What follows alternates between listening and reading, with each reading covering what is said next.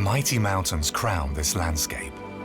50 peaks, which skirt the largest glacier zone of the Alps, tower above 3,500 meters. UNESCO has given its nod to the incomparable natural heritage between the Valais and the Bernese Oberland.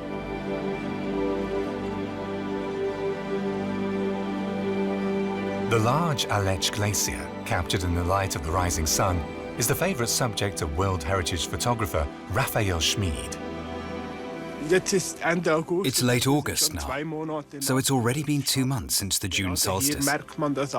Here it's very noticeable because it's hard to fit the sun and the Aletsch Glacier into one frame due to the large distance between them. In wintertime it's another story again because the sun then rises much further south. And in winter the colors are different too.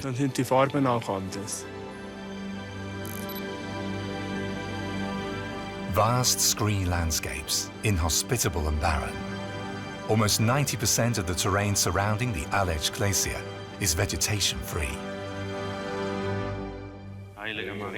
If you want to make it to the top, you need to be a good climber and perhaps even put your faith in God. Hail Mary, full of grace, the Lord is with you. Blessed art thou among women. Blessed is the fruit of thy womb, Jesus. Amen. The men could use some protection from a higher being. Once a year, André Sommermatter assembles a few adventurers on this impassable terrain to help return the animals from the mountainside pastures to the valley at the end of the summer grazing period. One by one, a helicopter takes them to the barely accessible inner Aletsch Ridge. 2,600 meters above sea level.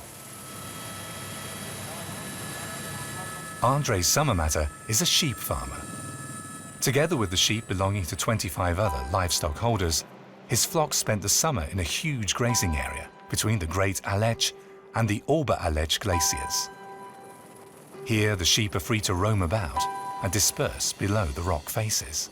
Now it's time to round them up.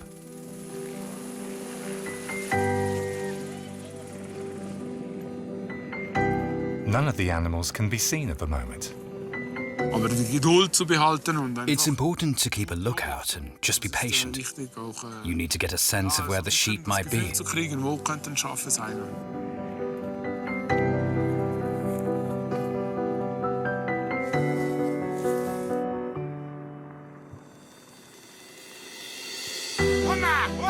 Going home! Let's go, let's go! From this point on, the clock is ticking for André. He and his men have 3 days to safely guide 900 sheep home. This area of untamed nature is one of Switzerland's most remote corners. We're in nature's bosom, you could say.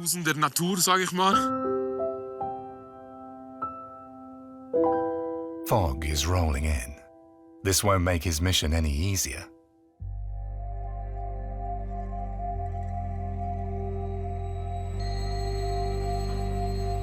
On their way to work, Erich Führer and Daniela Bissich have to traverse a rock tunnel. The icy world of the Aletsch Glacier begins up here once you exit Europe's highest train station.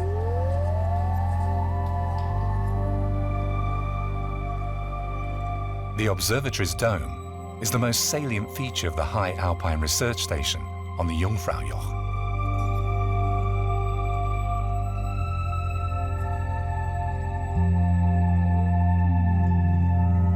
The new workplace of the operating maintenance workers is located at 3,454 meters above sea level. Since February, they've been dealing with whatever needs tending to here. Das ist ein Niederschlagsmessgerät, also Niederschlagsammler. This is a precipitation gauge, a precipitation collector. Schnee, Regen. We collect precipitation in the form of snow, rain, sleet or grains of ice. Draußen bleiben, It's left outside for 24 hours. We replace it every morning. If it contains snow or sleet, it's thawed first and analyzed in liquid form. Dann analysiert.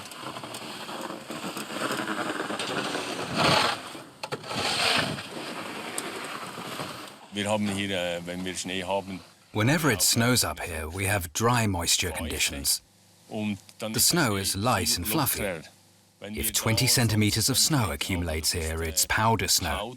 But when you get 20 centimeters of snow in the valley, you've got concrete.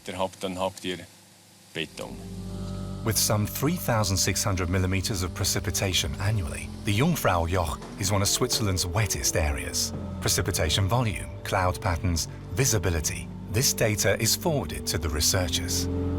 100, 120... 100 or 120? 100? When the valley is filled with fog, or what they call mont, it simply means that the clouds are below observation station level. The 8s indicate the sky cover amount. We don't have CBs, but we have Mont. When we're dealing with an unusual or interesting situation, we discuss this thoroughly. Duplicatas, yes, that's what it'll be. It's a learning process. We covered cloud formations in school at one point, but then it didn't come up again for a very long time. Successfully transmitted, very good. So-called Alpine chaffs also serve as mountain meteorologists. You're supposed to call the birds, not shoot them away.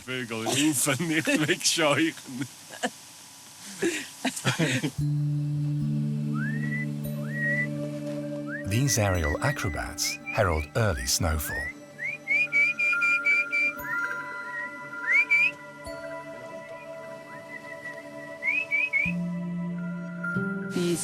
They're terribly punctual. You can see them waiting for us at 7 a.m., at noon, and then again at 6 p.m. They're waiting for raisins.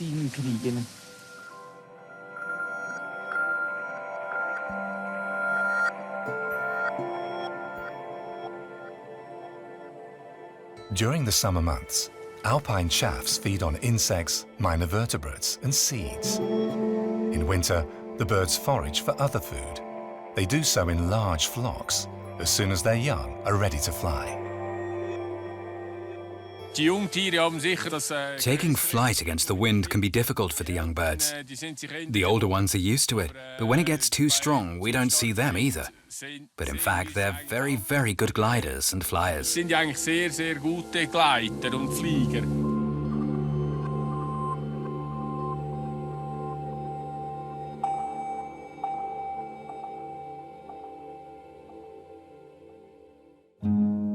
The huge mountains act as a protective barrier. They're the reason for the particularly warm and dry climate on the Valais side, the so-called southern ramp. With an average of less than 600 millimeters of precipitation annually, this is Switzerland's driest region.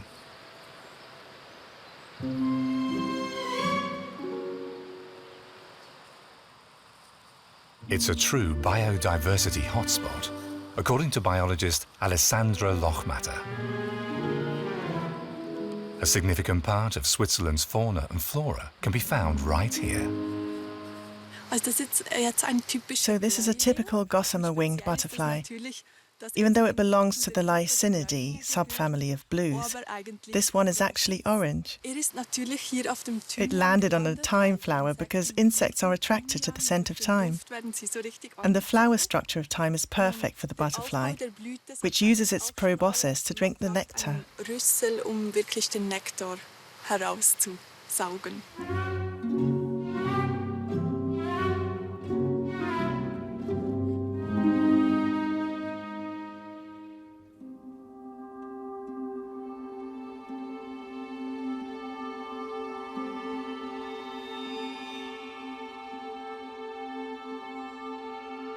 Over the past century, 95% of Switzerland's dry meadows have been lost, despite the fact that dry meadow plants are known to be true survivors. The Latin name of this genus of plants is sempervivum, or ever-living.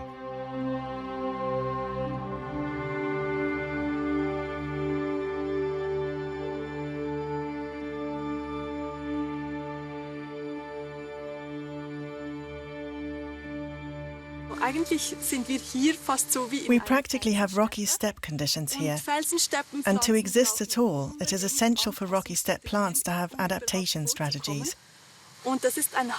This is a house leek. It has leaves that store water. Have a look. You can press on it and water comes out. This is the kind of adaptation strategy that is critical for surviving in the dry climate here.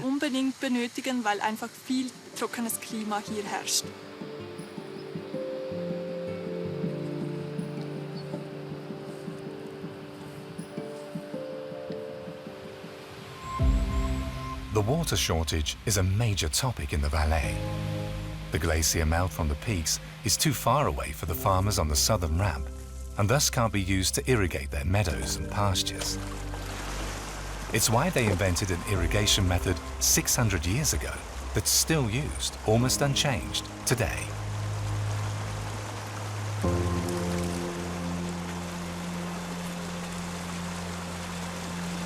It channels the mineral-rich glacier milk onto the farmed meadows through a system of interconnected ditches. This water acts as a natural fertilizer and replenishes the soil with vital nutrients. Plants and trees form elaborate root systems that stabilize steep slopes and protect against erosion.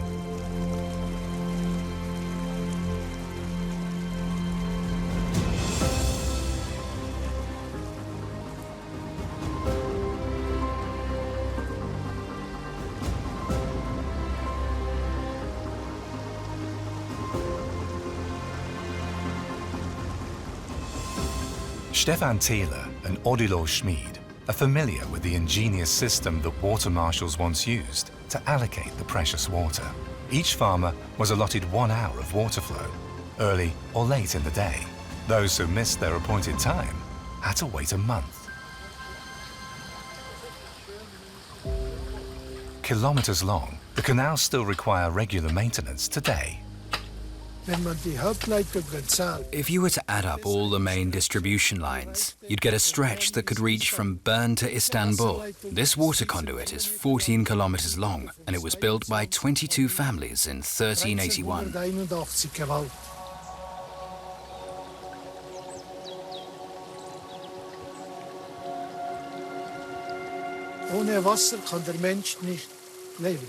Without water, humankind can't survive. To be self-sufficient, you need water to irrigate your fields. And to survive, you must even be willing to risk your life. Before it was decided to blast a pipeline into the brittle rock, instead of running it around the mountain, one of the dangerous spots was a Vissifluo. Fatal accidents happen time and again during maintenance work. Today, courageous hikers like to negotiate the trails along the pipelines, with the canal on one side and the abyss on the other. The water attendants also need a head for heights. A chapel for prayer marks the entrance to the most dangerous section of the Nieuwweg water canal, near Außerberg.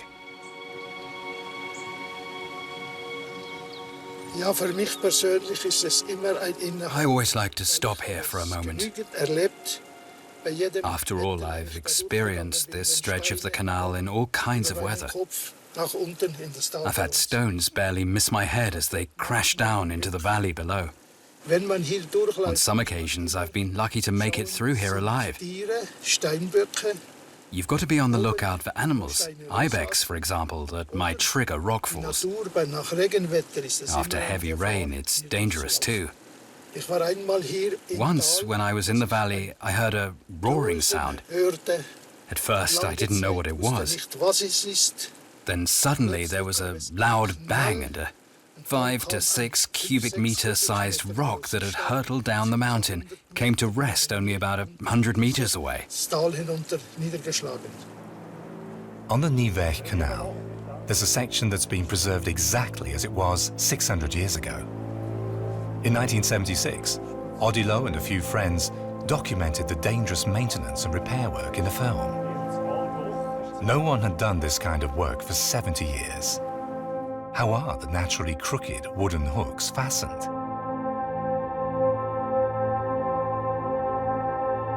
Would the rope, specially ordered from Genoa, be able to support the larch-hewn ancient Kanilzug waterway? would the log get wedged in the rock face. The men had to maneuver in the smallest of spaces. Above them, the steep face. Below them, an abyss. Ancestors who had done this death-defying work were celebrated in their time. I have an old document noting that the Außerberg currently has 25 widows, not counting the unmarried women. When you look at this construction, you can hardly fathom how they managed to build it back then. It's unbelievable. A local saying suggests that the villagers would rather smash a barrel of their best wine to the ground than surrender a single drop of their precious water. On the other, the Bernese side of this World Heritage Site, water flows in abundance. In fact, it's the wettest region of Switzerland.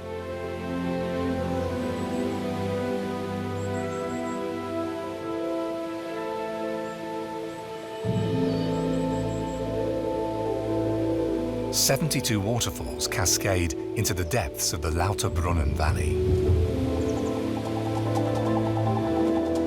The Murenbach waterfall is the highest. The Staubach, with its churning mists, is the most impressive.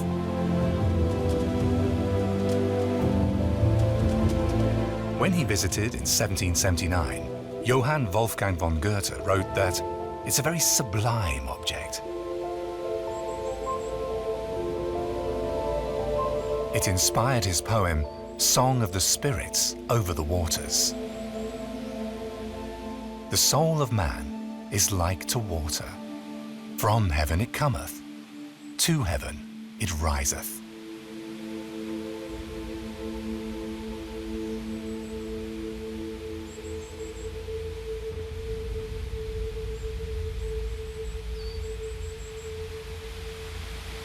At the far end of the Lauterbrunnen Valley, a trail takes hikers on a steep ascent.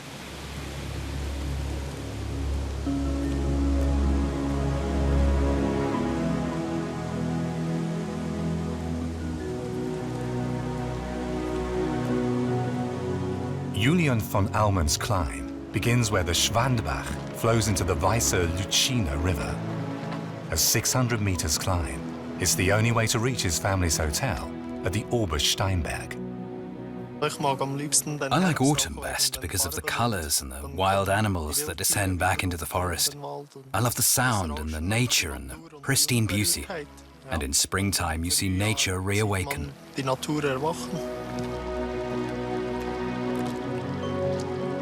Wetland plants thrive here.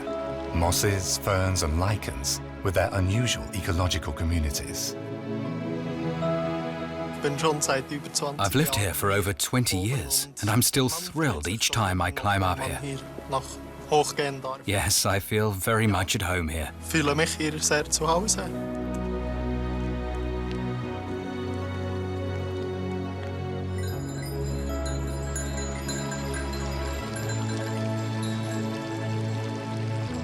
Julian has just recently taken over the family business.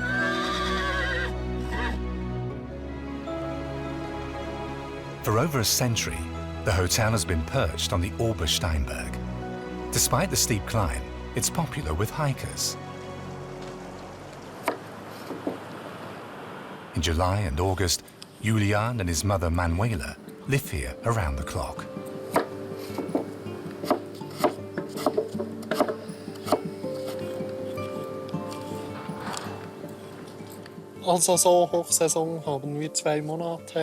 During peak season, when the weather is good, a lot of people come here. So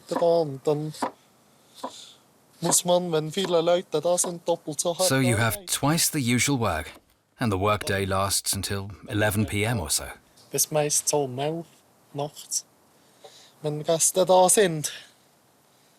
We have to adjust to that as far as possible. Hikers call the guest house on the Obersteinberg the Candle Hotel because there's no electricity up here.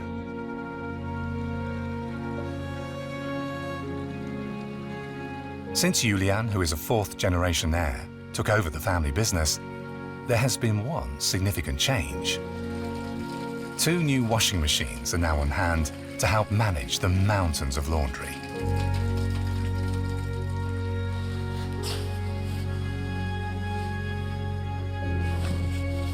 The smell of fresh laundry greets you at the front door. Behind the house, you smell diesel exhaust from the generator. In the past, everything ran on hydroelectric power.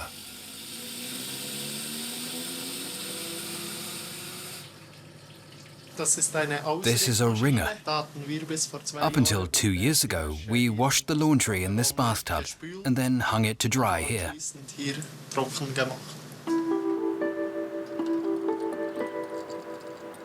Julian's family used to hire someone just for the laundry. Now the junior manager can do it on the side. It's his only concession to modernity.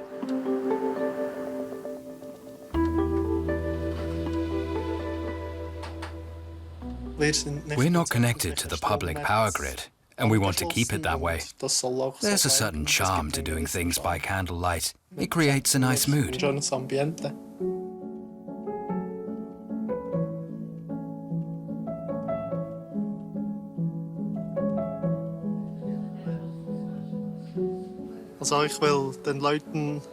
I want to offer my guests a place where they can unwind, without technology and trappings of modern life.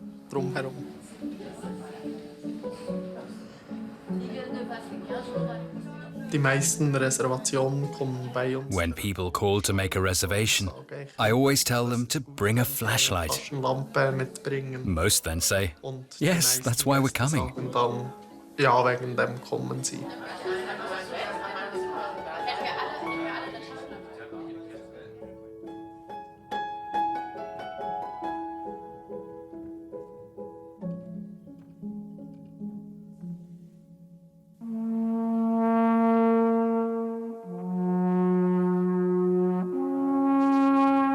The night was quite cool on the inner Aletsch grazing area in Valais.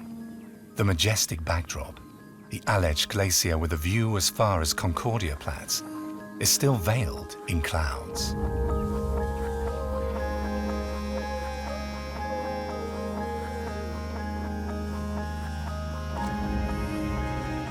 The mountain pasture, belonging to the citizens' community of Natas, covers about 2,200 hectares. André and his assistants accomplished the first part of their mission. Almost all the community's sheep have been rounded up. Oh, merci.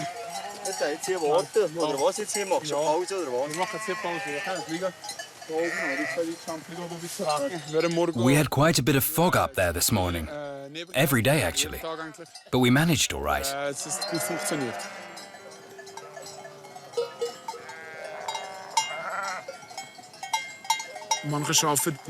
Some sheep can sense that the vegetation is changing as summer turns to autumn.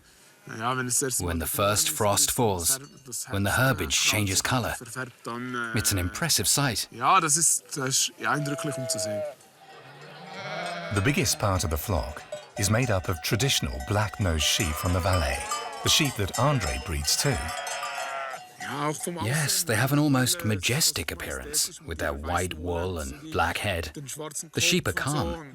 They let us guide them. The other breeds, white Alpine sheep, for example, tend to be a bit more energetic.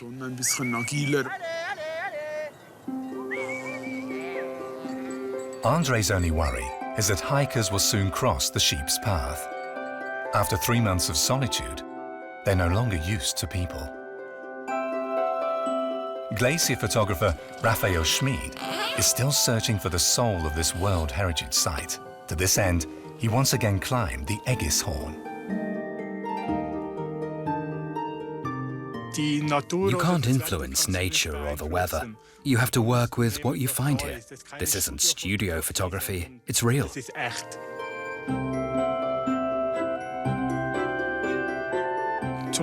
On the one hand, you want to show the whole glacier. But on the other hand, if I photograph these 2 moraines, with only a bit of surrounding ice, everyone who knows that the Aletsch Glacier has these 2 moraines will recognize it, even without seeing the rest of the landscape. This is the only glacier that has these 2 beautiful lines running down the middle. And you're outdoors, and you see that nature is so much bigger than us. The dimensions of this glacier always fill me with awe.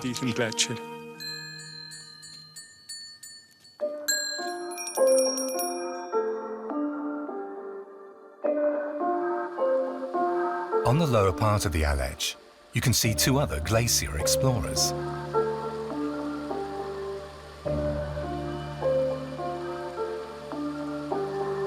Dominik Müller is actually an artist. Matthias Huss is the glaciologist. Look up to the highest glacial rib over there. It was filled with the lake 100 years ago. Filled with the lake? The first time I saw the glacier from the Jungfraujoch, I was fascinated. The way it moves and flows along the mountains, or this gorge.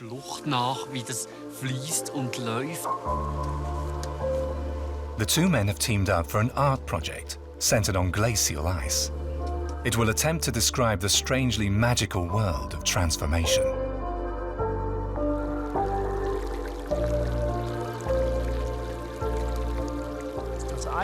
Actually, the glacier is a big river of ice, a liquid that flows very slowly.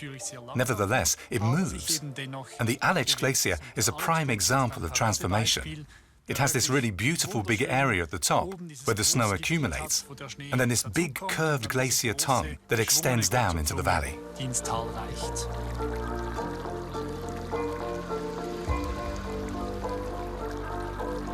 About 1/5 of Switzerland's ice mass is locked in this one glacier. Let me explain it using these ice cubes. 1 cubic kilometer of ice is an ice cube that's 1 kilometer wide, long and high. If we were to make a large iced tea, we could make 12 such 1 kilometer ice cubes out of the Aletsch Glacier for our tea. And our observations show that over the past 10 years, we've lost approximately 1 of these ice cubes. And that's likely to continue into the future at the same speed.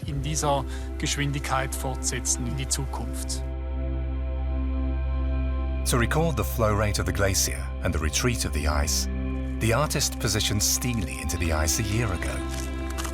Using his camera, he observes what happens to them. It's already changed. Yes, it's become quite smooth.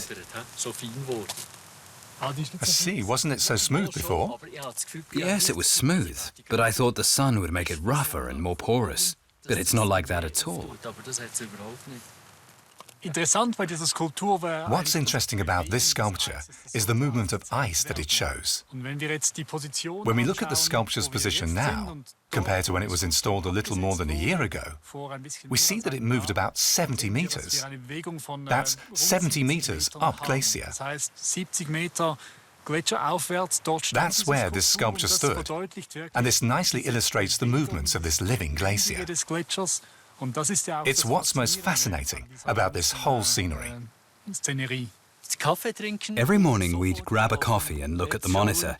How was the snow mass moving where the sculptures were set up? Were they still upright? Had they toppled over? Were they snowed in? What was the weather like in the Valais? And each time we found that the camera was no longer showing the sculptures, which got everyone a bit worried. Apparently, the camera kept tipping on its side, but local mountain guides were able to put it upright again. This was always an exciting way to start the day. In the late 19th century, researchers began to survey the Aletsch Glacier. A short time later, a meteorologist built a shelter for his instruments on the Jungfraujoch. Soon, the vision of a well-equipped high-altitude research station began to take shape. But with wind speeds of up to 260 kilometers per hour, its construction proved arduous. Now it's reality. We're able to continue the work of the pioneers who started this station in 1935. It's a dream come true. In the early days, the research station was just an observatory at a spot where altitude sickness was studied. The great advantage is that there's no air pollution up here, which also has some health benefits for us. Well, you do have to slow down a bit, and you need a day or two to get accustomed to the altitude. Alongside the library and workshop, there used to be 5 labs, 2 observation terraces, and a stable for high-altitude experiments with animals. I believe this to be Europe's highest plant nursery. Even at an altitude of more than 3,400 meters, we like to have some greenery up here. So we take good care of our plants and repot them from time to time. But they grow nicely up here too.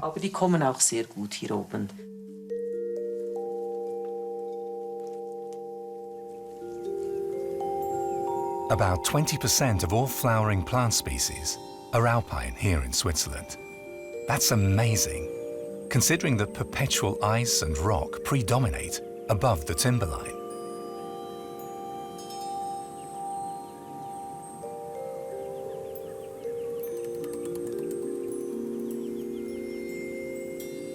The dry habitats of the Valais, together with the wetlands in the Bernese Oberland, are responsible for the incredible biodiversity of this World Heritage Site. Also das ist jetzt ein Tagfalter, der Admiral heißt. This is a red admiral.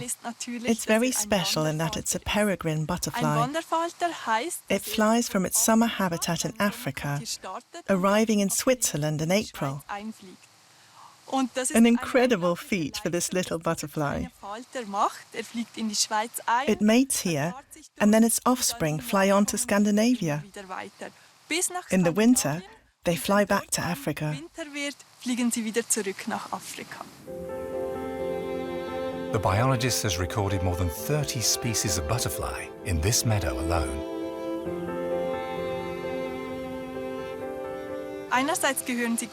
They're not even part of the same family. The Apollo butterfly has black dots with red spots in between. The black-veined white butterfly has rather slender black veins and belongs to the Pieridae family of butterflies. But this Apollo belongs to the family of swallowtail butterflies.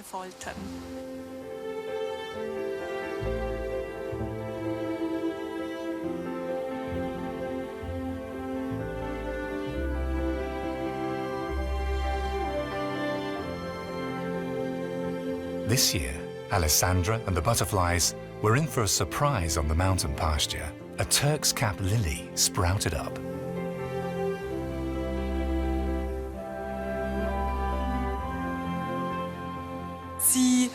This lily has a special scent, which attracts hawk moths, especially at night.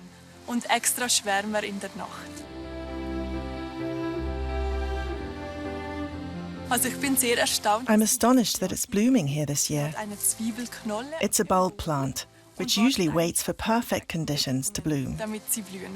This meadow would tend to be too dry, but the extraordinary amount of rain we experienced this year must have provided the right conditions.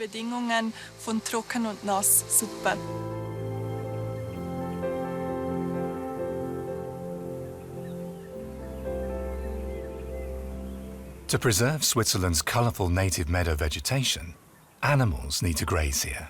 Otherwise, the pastures will fall fallow and become overgrown.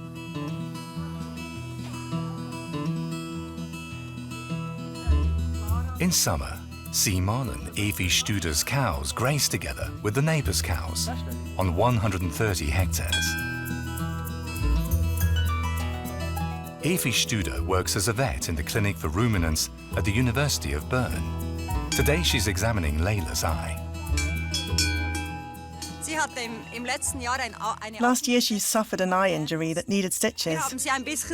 We sedated her a bit and then gave her a local anaesthesia, almost like at the dentist, to the eyelid. So that healed nicely. The eye looks good. All is well. The procedure didn't seem to traumatize her. Took it well. Layla, Bimber, Clara and the others are real ore beasts.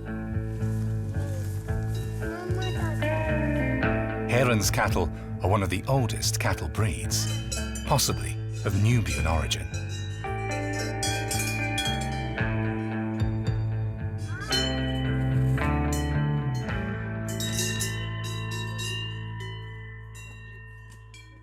Also da ist kein einziger Stier dabei. Das ist tatsächlich, auch wenn man denen das nicht There is so not a aussieht, single das bull sind among them. alles weibliche Tiere. At first glance, you wouldn't expect it, but all are female animals. Zwei weibliche untereinander. And even among themselves, without the presence of a bull, two or more cows will establish a hierarchy. Especially on the Alpine pastures in springtime, when cows from several herds come together, they wrangle to re-establish a pecking order. Kämpfen und das wieder ausmachen. Die heißt Bimba. Her name is Bimba. She's already a little queen. She's proud and aloof. She's not one who will let you run your fingers through her fur. But she certainly had the herd under control all winter long. Die Herde im Winter im Griff. Since she arrived on the mountain pasture, Bimba's status as alpha cow is in jeopardy. A cow from the neighboring herd is intent on dethroning her.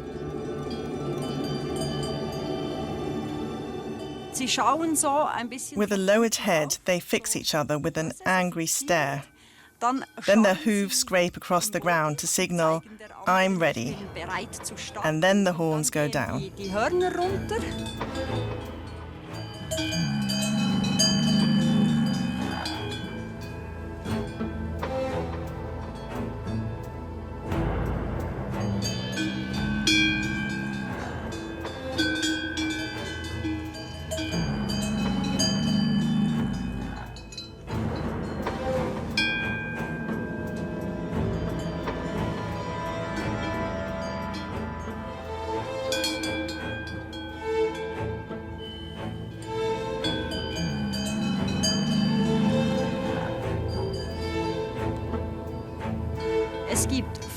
Injuries are very rare. That's rather impressive. When the other cow shies away and communicates submission with its body language, the opponent accepts that. They don't necessarily have wildfire personality traits. They are more like a smouldering fire, and yet they have a very gentle disposition, especially towards people. Often the new alpha cow doesn't reveal itself until shortly before the cows are returned to the valley. This makes its owners proud. It will now be in great demand as a breeding cow.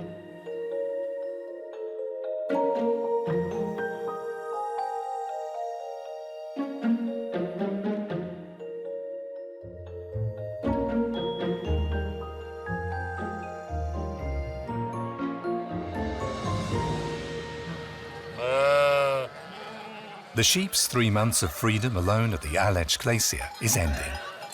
Andre can see more and more people gathering to watch as the sheep begin the last leg of their homeward journey.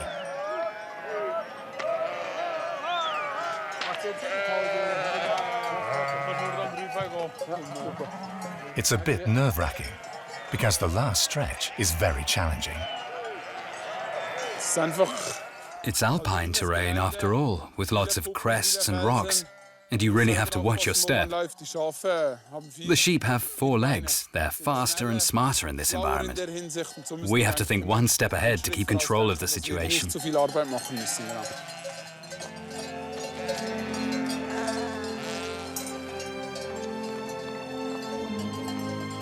The Valais black-nosed sheep are perfect for high altitudes.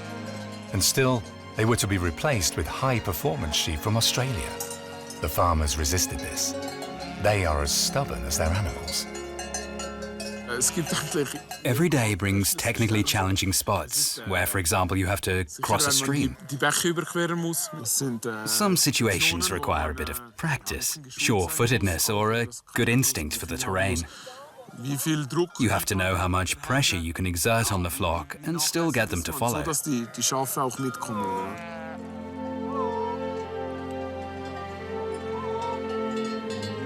The trickiest part of the route lies ahead. One last escarpment, or Steigler, with its narrow stony curves, still needs to be negotiated.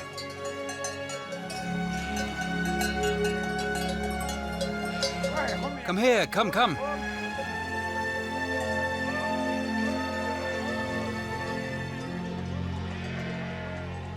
You have to win their trust, otherwise these animals become stubborn and don't play along with you.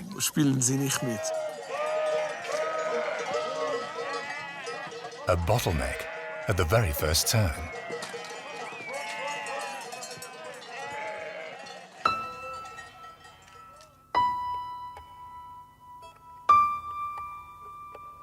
A meteor event is scheduled for today on the Aletsch Glacier. The glacier photographer is hoping to take advantage of the peace and quiet before it starts up.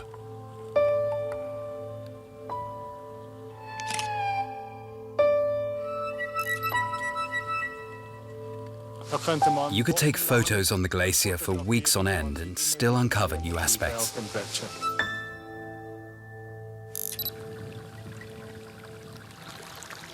Mysterious and fascinating.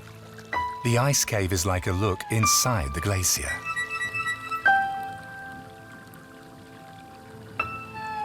In the autumn, when it's really cold, you can go inside a little way, but right now it's too dangerous.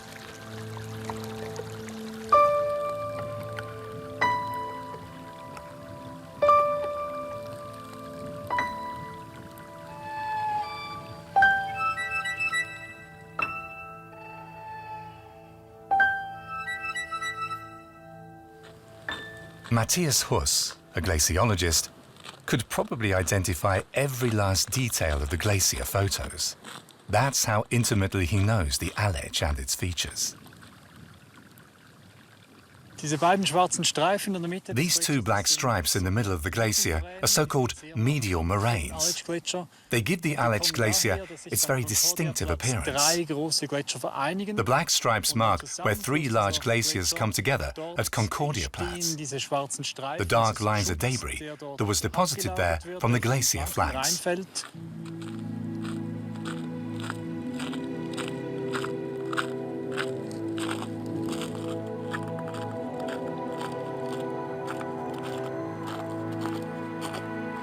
The middle section's 1.5 kilometer wide ice stream still moves downhill at a speed of up to 180 meters per year. At the position Stele, the speed is 75 meters per year. Dominik Müller's art project will be shown at the World Heritage Museum next.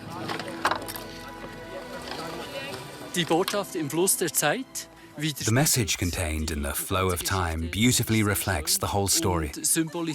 And it also admonishes us to take responsibility for our resources, to be grateful and value what we have.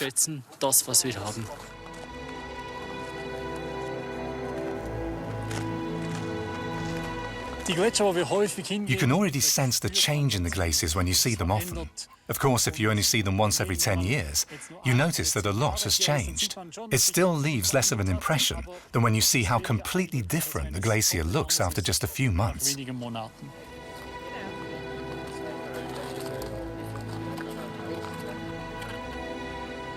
According to the latest studies, glacier retreat is accelerating. At some point, the ice will give way to deep lakes.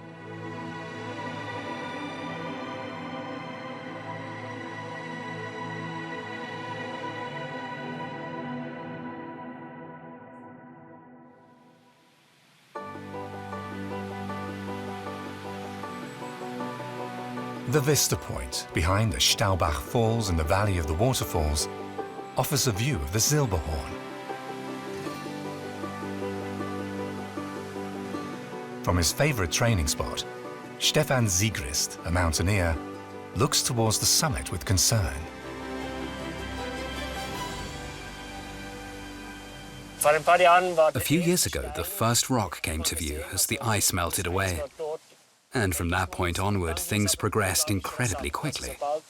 Once the rock is exposed, today's intense sunlight warms it up and the ice just melts away. At the moment, we still have a bit of ice and snow cover here.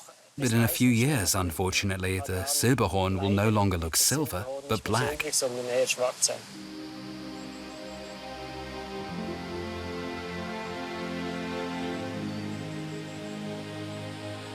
Stefan is looking for a suitable place for a balancing act below the Staubach Falls.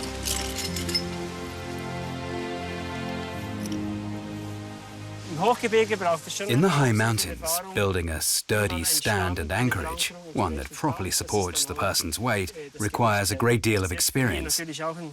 This may be a bit oversized, but it's what I need for the long lines and high lines. The anchorage is the most important part. If it fails, then you're done for. In this situation here, there's no danger. The trees will withstand the weight, and in any case, you wouldn't fall far. At the foot of the waterfall, Stefan's equipment is called a slackline. When he rigs it in the high mountains, it's called a high line. Slacklining is good practice for when you come across a sharp ridge in the mountains that you need to negotiate as upright as possible and not on all fours. So good balance is crucial there. But that's important in sports climbing and on rock faces too. Mind-body connectedness and good balance on small footsteps is key.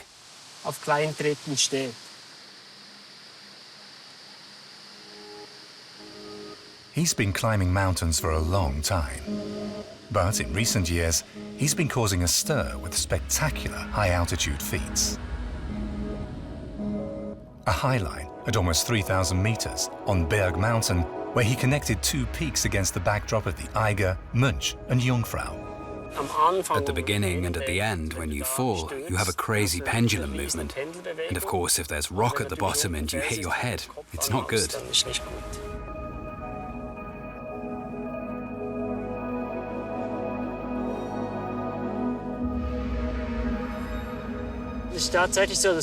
In fact, you focus very intently, at least I do, on an endpoint, and you try to block out the altitude. But your subconscious mind, of course, registers the height. Accordingly, you aren't quite as relaxed as when you're just 1 meter off the ground.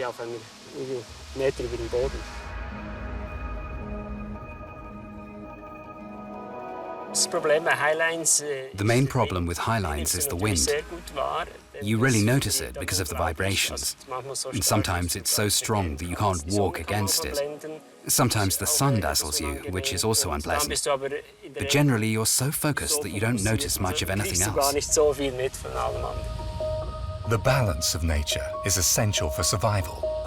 This is the message Stefan Siegrist carries wherever he goes.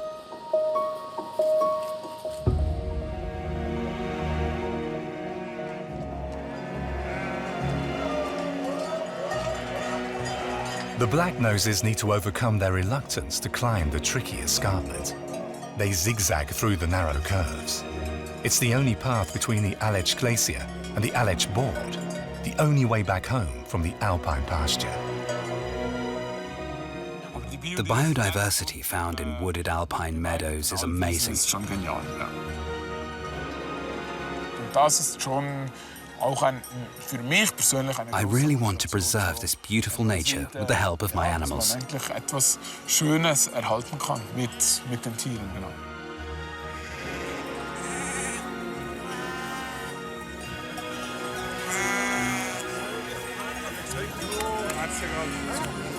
Another summer on the Alpine pastures is coming to an end.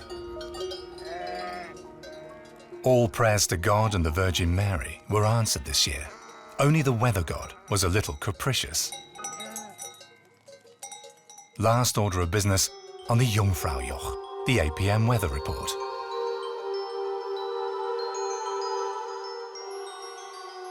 That won't take long. We still have unclouded views here. Yeah, visibility is 1, 2, 3, 4. Yeah, 4 eighths above and 1 2/8 clouds below observation station level. I agree. 2/8 of the clouds are below observation station level, which is good. We're on a meteorological divide here. Change can happen extremely fast. We can look out and see that visibility is 100 kilometers. We enter the data, then look out again and see fog. The north side's opening up, but over there it seems to be closing. But we have a wonderful view. It's windy. Thermals are causing the clouds to perform a dance. It's like open-air theatre. The Mönch is slowly appearing. It's wonderful here, isn't it? Yes. Slowly the fog is rolling in.